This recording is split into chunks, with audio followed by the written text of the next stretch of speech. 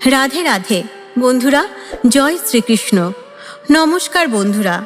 Thumbnail দেখে আপনারা অবশ্যই বুঝতে পেরেছেন যে আজকের ভিডিওটির বিষয়বস্তু ঠিক কী। অর্থাৎ বন্ধুরা, কাপড় খুলে স্নান করলে কি হয়? যেসব মহিলারা কাপড় খুলে স্নান করেন তাদের জীবনে এটির প্রভাব পড়তে পারে। পৌরাণিক কাহিনী অনুযায়ী একবার মাতা লক্ষ্মী ও ভগবান বিষ্ণু বার্তালাপের সময় এই বিষয়ে মাতা লক্ষ্মী ভগবান বিষ্ণুকে কিছু প্রশ্ন করেছিলেন। তার উত্তরে ভগবান বিষ্ণু কি বলেছিলেন জানেন? চলুন আজ আমরা এই ভিডিওর মাধ্যমে পুরো গল্পটি জেনে নিই। তাছাড়া এই ভিডিও থেকে আপনারা অনেক কিছু শিখতে ও জানতেও পারবেন। তাহলে চলুন বন্ধুরা, আর সময় নষ্ট না করে ভিডিওটি শুরু করি। তাই গল্পটি ভালোভাবে জানতে ভিডিওটি শেষ পর্যন্ত দেখুন। নমস্কার বন্ধুরা, আমাদের এই লর্ড বিষ্ণু চ্যানেলে আপনাকে স্বাগত। আপনি যদি এই চ্যানেলে নতুন হয়ে থাকেন তাহলে চ্যানেলটিকে সাবস্ক্রাইব করে পাশে থাকা বেল আইকনটি প্রেস করে রাখবেন এই রকমই ভিডিও সবার আগে দেখার জন্য। একবার শ্রীহরি বিষ্ণু মাতা লক্ষ্মীকে সাথে করে হরিদ্বারে বেড়াতে গিয়েছিলেন। হঠাৎ মাতা লক্ষ্মী দেখলেন যে সমস্ত মানুষ গঙ্গায় স্নান করে হর হর গঙ্গা বলে চলে যাচ্ছে।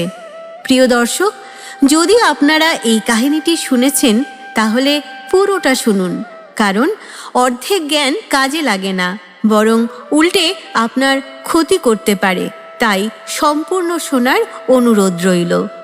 বন্ধুরা, যখন মাতা লক্ষ্মী দেখলেন সকলে গঙ্গায় স্নান করে হর হর গঙ্গা বলে চলে যাচ্ছে, কিন্তু গঙ্গা স্নান করার পরও সকলেই খুব দুঃখে কষ্টে রয়েছে, তখন মাতা লক্ষ্মী অবাক হয়ে শ্রীহরিকে জিজ্ঞাসা করলেন, গঙ্গায় স্নান করার পরেও তাদের পাপ দুঃখ কেন দূর হয়নি? তাহলে কি গঙ্গা তার পবিত্রতা হারিয়েছে? তখন শ্রীহরি বিষ্ণু বললেন, গঙ্গা তো সম্পূর্ণ পবিত্রই আছে, গঙ্গাতে তো সেই শক্তিই রয়েছে, কিন্তু এরা তো পাপনাশিনী গঙ্গায় স্নানই করেনি, তাহলে তার ফল কিভাবে এরা পাবে? তখন লক্ষ্মীদেবী আশ্চর্য হয়ে বলল, স্নান কিভাবে করেনি? সবাই তো স্নান করে যাচ্ছে, এখনো তো গায়ের জলও পর্যন্ত শুকায়নি। তখন শ্রীহরি বললেন, এরা তো শুধু জলে ডুব দিয়ে এসেছে, স্নান তো করেনি। তখন মাতা লক্ষ্মী ভগবানের কোনো কথাই বুঝতে না পেরে আবার প্রশ্ন করতে যাবে, এই রকম সময় শ্রীহরি বিষ্ণু বলে উঠলেন যে তোমাকে কালের রহস্য বুঝিয়ে বলবো। যাই হোক, পরের দিন অর্থাৎ দ্বিতীয় দিন খুব জোরে বৃষ্টি হচ্ছিল। চারিদিক কাদায় ভরে গেল। সামনে একটি বড় গর্ত কাদায় জলে ভরা। তখন ভগবান বিষ্ণু মায়ার দ্বারা বৃদ্ধরূপ ধারণ করে ওই গর্তে এমনভাবে পড়ে যান যে যেন কেউ আচমকা হাঁটতে হাঁটতে গর্তে পড়ে গেলেন এবং অনেক চেষ্টা করেও সেখান থেকে উঠতে পারছেন না। তারপর তিনি লক্ষ্মী দেবীকে বললেন, দেবী, তুমি এই গর্তের সামনে বসে চিৎকার করে বিলাপ করতে থাকো যে আমার এই বৃদ্ধ স্বামী এই গর্তে পড়ে গিয়েছে। দয়া করে কোনো সহৃদয় ব্যক্তি আমার স্বামীকে এই গর্ত থেকে তুলে তার প্রাণ বাঁচাও আর এই গরিব অসহায়ের উপরে সাহায্য করুক। তবে ভগবান বিষ্ণু সাথে এটাও বললেন যে, হে দেবী, যিনি আমাকে গর্ত থেকে তুলতে আসবে তুমি তাকে এটাও বলে দিও যে আমার স্বামী খুবই নিষ্পাপ ও পূর্ণবান, তাকে সেই স্পর্শ করতে পারবে যে নিজেও নিষ্পাপ। যদি আপনি নিষ্পাপ হন তাহলেই আমার স্বামীকে হাত লাগান, না হলে আপনি ভস্ম হয়ে যাবেন। তখন মাতা লক্ষ্মী ভগবান বিষ্ণুর কথায় মাথা নেড়ে তথাস্তু বলে গর্তের পাশে বসে শ্রীহরি বিষ্ণুর শেখানো কথা বলে বিলাপ করতে লাগলেন। দলে দলে গঙ্গা স্নান সেরে দলে দলে লোক আসছে। একটি সুন্দরী যুবতী নারীকে এইভাবে গর্তের পাশে বসে থাকতে দেখে অনেকের মনে পাপের জন্ম নিয়েছে, তো অনেকের আবার মনে ধর্ম হয়, আবার কেউ আইন কানুনেরও ভয় করছে। কেউ কেউ লক্ষ্মী দেবীকে এটাও বলে গেলেন যে মরতে দে বুড়োকে, এই বুড়োর জন্য কেন কান্না করছিস? কিন্তু সেখানে কিছু দয়ালু ও চরিত্রবান পুরুষেরাও ছিল, যারা লক্ষ্মী দেবীকে সাহায্য করতে চেয়েছিল ও বৃদ্ধকে গর্ত থেকে টেনে বের করতেও চেয়েছিলেন। কিন্তু লক্ষ্মী দেবীর কথা শুনে তারা পিছিয়ে গেলেন। তারা ভাবলেন, আমরা গঙ্গায় স্নান করে এসেছি তো কি হয়েছে, আমরা তো পাপী, আর এই যুবতীকে সাহায্য করতে গিয়ে যদি ভস্ম হয়ে যায়। বন্ধুরা, তাই এই ভেবে কেউ আর সাহায্য করতে এগিয়ে আসলেন না। সারা দিন পেরিয়ে সন্ধ্যা হলো। তখন ভগবান বিষ্ণু মাতা লক্ষ্মীকে বললেন, দেখেছ কেউ কি পবিত্র মন থেকে গঙ্গায় স্নান করতে এসেছে? তখন কিছুক্ষণ পর একটি যুবক হাতে ঘটি নিয়ে হর হর গঙ্গা বলতে বলতে গঙ্গা স্নান সেরে বাড়ি যাচ্ছিলেন।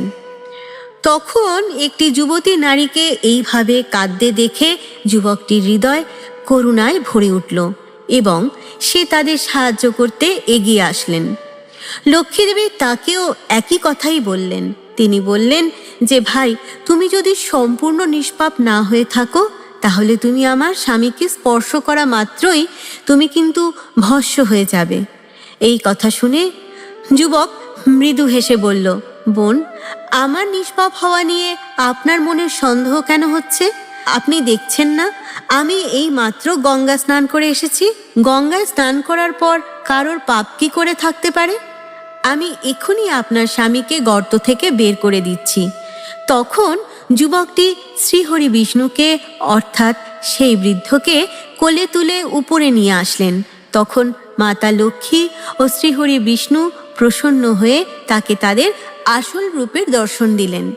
তখন ভগবান বিষ্ণু মাতা লক্ষ্মীকে বললেন, এতগুলো লোকের মধ্যে শুধু এই একটি যুবকই গঙ্গায় পবিত্রভাবে স্নান করেছে। এই দৃষ্টান্ত অনুসারে যারা মনে অশ্রদ্ধা, হিংসা, কুচিন্তা নিয়ে কেবল অহংকার বশত গঙ্গায় স্নান করেন তারা এই স্নানের পূর্ণ ফল পায় না। কিন্তু এর মানে এটা নয় যে গঙ্গায় স্নান ব্যর্থ যায়। গঙ্গা স্নান সর্বদাই পুণ্যদায়ক। তারপর ভগবান বিষ্ণু মাতা লক্ষ্মীকে বললেন, হে দেবী, আমি আপনাকে আজ 12টি কথা বলবো, যেগুলি যেসব মানুষ স্নান করার সময় মেনে চলেন তারা কখনোই দুঃখী থাকে না।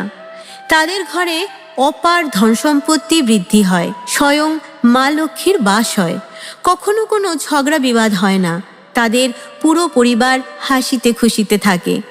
অন্যদিকে যেসব নারীরা কাপড় খুলে স্নান করেন তাদের জন্য এই 12টি কথা খুবই গুরুত্বপূর্ণ। তখন লক্ষ্মীদেবী বললেন, হে প্রভু, কি এই 12টি কথা যা শুধুমাত্র স্নান করার মাধ্যমে মানুষের জীবনে সুখ শান্তি নিয়ে আসবে? আপনি যদি দয়া করে বলেন। তখন শ্রীহরি বিষ্ণু বললেন, হে দেবী, তাহলে শোনো। স্নান করলে শরীর নীরোগ থাকে, চেহারার ক্লান্তি দূর হয়, শারীরিক আকর্ষণ ও সৌন্দর্য বৃদ্ধি পায়, মন আনন্দিত হয়।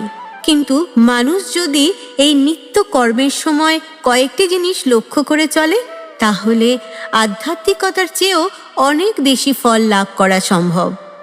স্নানের সময় এই কয়েকটি কথা অবশ্যই আপনাকে মাথায় রাখা উচিত। নাম্বার 1, প্রতিদিন প্রাতঃকালে ঘুম থেকে উঠে স্নান সেরে নেওয়া উচিত। স্নান করার পর শুদ্ধ হয়ে পূজা পাঠ ও নিত্য গৃহকর্ম করা উচিত। নাম্বার 2, শাস্ত্রে বলা আছে যে স্নান করলে এই 10টি গুণ প্রাপ্ত হয়, যথা রূপ, তেজ, পবিত্রতা, আয়ু, আরোগ্য, নিরোগ, মেধা, ধন এবং পুষ্টি। নাম্বার 3, এই সব গুণ প্রাপ্ত করার জন্য এবং ধন, পুষ্টি ও সুস্বাস্থ্যের অধিকারী হওয়ার জন্য সব ঋতুতে প্রতিদিন স্নান করা উচিত।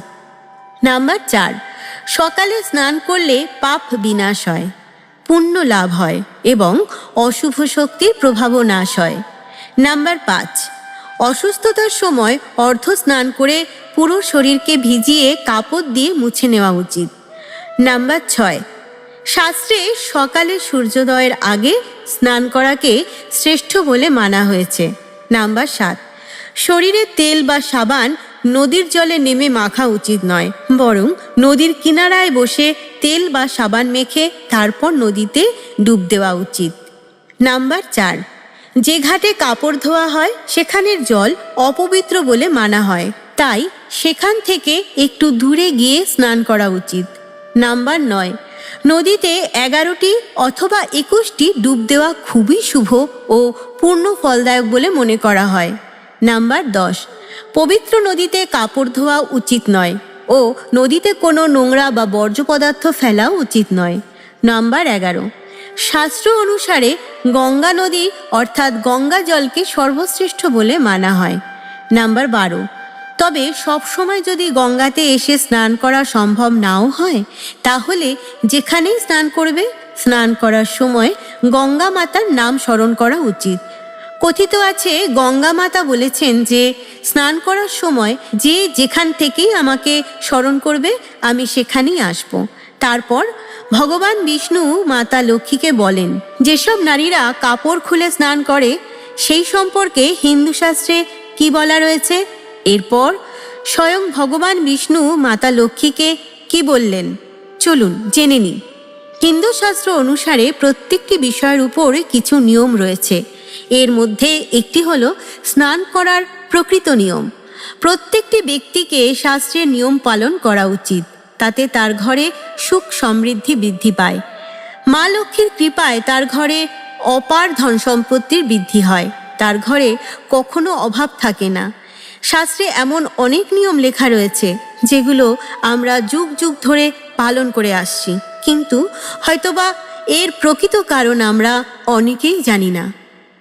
এই সকল নিয়মের মধ্যে একটি হলো নির্বস্ত্র অর্থাৎ কাপড় খুলে স্নান করা। আমরা হয়তোবা আমাদের গুরুজনদের থেকে শুনেছি কখনো স্নান সম্পূর্ণ নির্বস্ত্র হয়ে করা উচিত নয়। যদি আমরা পৌরাণিক কাহিনী অনুসরণ করি তাহলে এই নির্বস্ত্র হয়ে স্নান করা ভগবান শ্রীকৃষ্ণের সময় থেকেই মানা হয়েছে। পৌরাণিক কথা অনুসারে একবার যখন সকল গোপীরা নির্বস্ত্র হয়ে যমুনা নদীতে স্নান করছিলেন, তখন বালক কৃষ্ণ গোপীদের সকল বস্ত্র লুকিয়ে ফেললেন। তারপর গোপীরা যখন বস্ত্রের জন্য শ্রীকৃষ্ণের কাছে প্রার্থনা করছিলেন, তখন ভগবান শ্রীকৃষ্ণ বুঝিয়ে বললেন যে কখনো নির্বস্ত্র হয়ে স্নান করা উচিত নয়, তাতে জলের দেবতা অর্থাৎ বরুণ দেবের অপমান করা হয়। নির্বস্ত্র হয়ে স্নান করলে পাপও লাগতে পারে, মানসিক ও শারীরিক ক্ষতিও হতে পারে। নির্বস্ত্র হয়ে স্নান করলে অশুভ শক্তির প্রভাব আপনার উপর পড়তে পারে এবং আপনার মানসিকতাকেও অপবিত্র করে তুলতে পারে। নির্বস্ত্র হয়ে স্নান করলে শরীরের শুভ শক্তিরা শরীর থেকে বেরিয়ে যায় এবং এর প্রভাব আমাদের মানসিকতা ও মস্তিষ্কেও পড়তে পারে। গরুড় পুরাণ অনুসারে যখন আপনি স্নান করেন তখন আপনার মৃত পিতৃপুরুষেরা আপনার আশেপাশে ঘোরাফেরা করে। যদি আপনি নির্বস্ত্র হয়ে স্নান করেন তাহলে আপনার পিতৃদোষ লাগতে পারে। এইভাবে স্নান করলে আপনার মৃত পিতৃপুরুষেরা অসন্তুষ্ট হন, ফলে পিতৃদোষের প্রভাব পড়তে পারে। গরুড় পুরাণ অনুসারে স্নানের সময় আপনার গায়ে ভেজা বস্ত্র থেকে যে জল নির্গত হয় তা মৃত পিতৃপুরুষেরা গ্রহণ করেন, কিন্তু নির্বস্ত্র হয়ে স্নান করলে পিতৃপুরুষেরা সেই জল আর পান না, ফলে তারা অতৃপ্ত থাকেন। তাই তারা খুবই ক্রোধিত হয়ে যান, যার ফলে ব্যক্তির তেজ, শক্তি, ধন, সুখ, সমৃদ্ধি নষ্ট হয়। এই জন্য কখনো নির্বস্ত্র হয়ে স্নান করা উচিত নয়। পুরাণ অনুসারে স্নানের জল পূর্বপুরুষদের উদ্দেশ্যে যায়, কিন্তু নির্বস্ত্র হয়ে স্নান করলে সেটা পূর্বপুরুষদের সামনে নির্বস্ত্র হয়ে স্নান করা মানা হয়। শাস্ত্র অনুসারে যদি কেউ নির্বস্ত্র হয়ে স্নান করে তাহলে মা লক্ষ্মী তার উপর ক্রোধিত হন। তার ফলস্বরূপ আপনার কুণ্ডলিতে ধনহানির যোগ হতে পারে ও আর্থিক স্থিতির উপরেও প্রভাব পড়তে পারে। এই সব কারণেই নির্বস্ত্র হয়ে স্নান করা একেবারেই উচিত নয় এবং হিন্দু শাস্ত্রেও তা অনুচিত বলে মানা হয়েছে।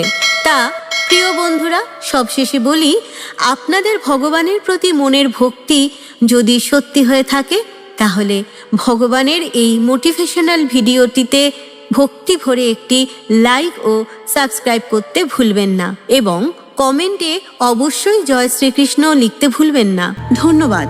আমাদের সাথে শেষ পর্যন্ত থাকার জন্য।